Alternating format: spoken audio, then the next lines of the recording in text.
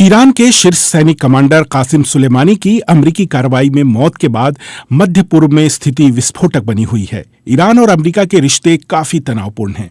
Iran जहां एक और बदले की कार्रवाई की बात कर रहा है, वहीं अमेरिका भी जवाब देने की धमकी दे रहा है।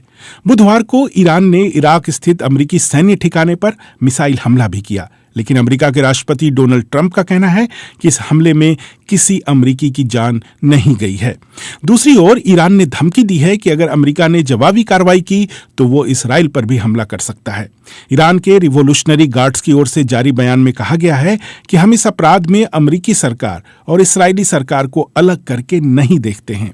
ईरान की समाचार एजेंसी तस्नीम का कहना है कि अमेरिका की जवाबी कार्रवाई हुई तो हिजबुल्लाह इसराइल पर हमला करेगा। जवाब में इसराइल के प्रधानमंत्री बिन्यामिन नेतन्याहू ने कहा है कि अगर ईरान ने ऐसा कुछ करने की कोशिश भी की तो उसे मुंहतोड़ जवाब मिलेगा। दरअसल सुलेमानी की मौत के बाद इसराइल भी अमेरिका के साथ मध्य पूर्व के कई देशों के निशाने पर है। इराकी संसद ने प्रस्ताव पारित करके कहा है कि अमेरिकी सैनिक इराक छोड़कर चले जाएं। हालांकि जानकार मानते हैं कि अमेरिका ऐसा बिल्कुल नहीं करेगा, लेकिन अगर ऐसा कुछ भी हुआ तो इसराइल को इसके नतीजे भुगतने पड़ सकते हैं। यरूशलेम पोस्ट में छपी एक रिपोर्ट के अनुसार ऐसा अगर कुछ हुआ और ईरान सीरिया और इराक में अपनी रणनीति चलाता रहा तो आखिरकार ईरान और इसराइल में युद्ध छिड़ सकता है।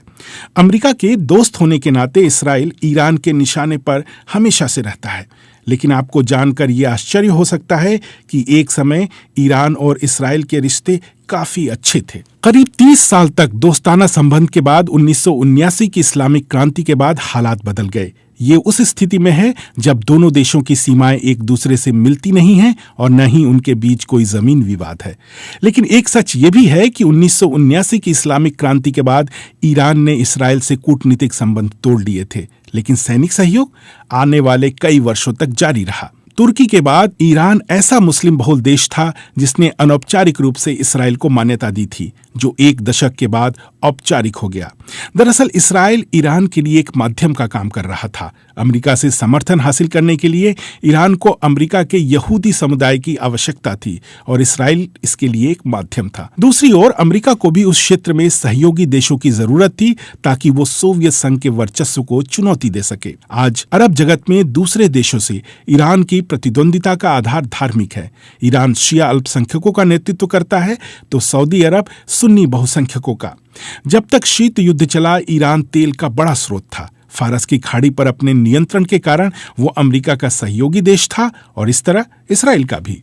ईरान ने इसराइल को भी तेल दिया और इसराइल के कई सैन्य सलाहकार तेहरान में रहते थे। 60 और 70 के दशक में तेल अवीव और तेहरान के बीच विमानों की नियमित उड़ान भी थी। 1970 में गमाल अब्दुल नसीर की मौत और अनवर सादात के सत्ता में आने के बाद ईरान और मिस्र के बीच रिश्तों में गर्माहट आने लगी। दूसरी ओर 1975 में ईरान और इराक के बीच समझौता हुआ। इस समझौते के तहत ईरान इस बात के लिए तैयार हो गया कि वो कुर्द अलगाववादियों को हथियार देना बंद कर देगा।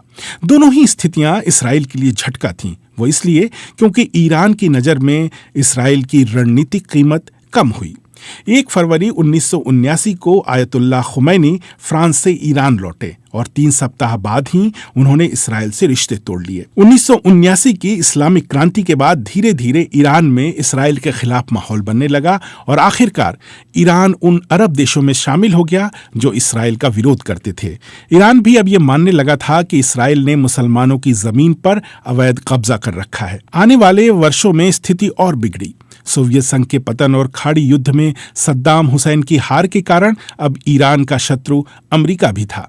धीरे धीरे अरब जगत में इसराइल विरोध की आग फैली और ईरान इसका अगुवा बन गया। इसराइल का आरोप है कि ईरान ने उन सभी गुटों की मदद की जो इसराइल के खिलाफ मोर्चा खोले हुए थे। इनमें खास हैं हिजबुल्लाह और हमास। सीरिया में भी इसराइल विरोध की आग थी। इसराइल का आरोप है कि कई बार हिजबुल्लाह के लोगों को वहां से प्रशिक्षण भी मिलता था और ईरान उनकी मदद करता था। अब बात करते हैं कासिम सुलेमानी और इसराइल की। आखिर सुलेमानी को लेकर ईरान अमेरिका के साथ साथ इसराइल पर भी क्यों निशाना साधता रहता है? पिछले साल मार्च में आई BBC documentary shadow commander Iran's military mastermind में इस्राएली अधिकारियों ने ये बताया था कि वे सुलेमानी की सेना के बारे में क्या सोचते हैं। इस्राएल की मिलिट्री ऑपरेशंस के प्रमुख जनरल निटजन एलोन ने कहा था कि कैसे 2018 में गोलान हाइट्स पर ईरानियों ने अपनी स्थिति मजबूत बनाने की कोशिश की थी। इस्राएल का गोलान हाइट्स पर पिछले 50 सालों से कब्जा है। इस्राएल का आरोप था कि यह सारा कुछ कासिम सुलेमानी के नेतृत्व में हुआ था। इस्राएल सुलेमानी की भूमिका को लेकर शुरू से ही सशंकित रहा है। पिछले साल अगस्त में इस्राएली सेना ने दावा किया था कि उसने सीरिया से ड्रोन हमले की कोशिश को नाकाम कर दिया था। इस्राएल ने इसके पीछे सुलेमानी का हाथ बताया था। अल कुद्स पर भी हिजबुल्लाह की मदद का आरोप लगा था। इस्राएल के खिलाफ जंग को लेकर सुलेमानी हमेशा खुलकर बोलते थे। अगस्त में उन्होंने कहा था कि ये ईरान का इस्राएल के साथ आखिरी संघर्ष है। ईरानी रेवोल्यूशनरी गार्ड के प्रमुख हुसैन सलामी ने कहा था कि इस्राएल को अब पूरी तरह खत्म करना सपना नहीं है। यरूशलेम पोस्ट ने लिखा है कि इस्राएली पीएम बिन्यामिन नेतन्याहू ने उस समय सुलेमानी और हिजबुल्लाह के हसन नसरल्लाह को सावधान किया था। 1998 में सुलेमानी कुद्स फोर्स के प्रमुख बने थे और 1992 में ब्यूनस आयर्स में इस्राएली दूतावास के हमले के लिए हिजबुल्लाह को मदद देने का आरोप कुद्स फोर्स पर ही था।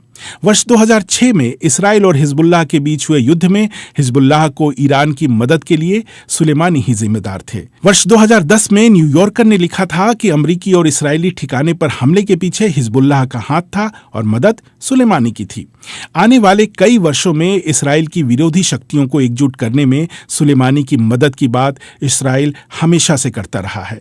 फरवरी 2016 में सुलेमानी ने तेहरान में हमास के प्रतिनिधि मंडल से मुलाकात की थी। कुवैती अखबार अल जरीदा ने दावा किया था कि जनवरी 2018 में अमेरिका ने कथित तौर पर सुलेमानी की हत्या के लिए इस्राएल को हरी झंडी दी थी। अल जरीदा के मुताबिक इससे 3 साल पहले भी इस्राएल ने सुलेमानी पर कार्रवाई का मन बनाया था, लेकिन उस समय अमेरिका ने ईरानी नेतृत्व को सचेत कर दिया था।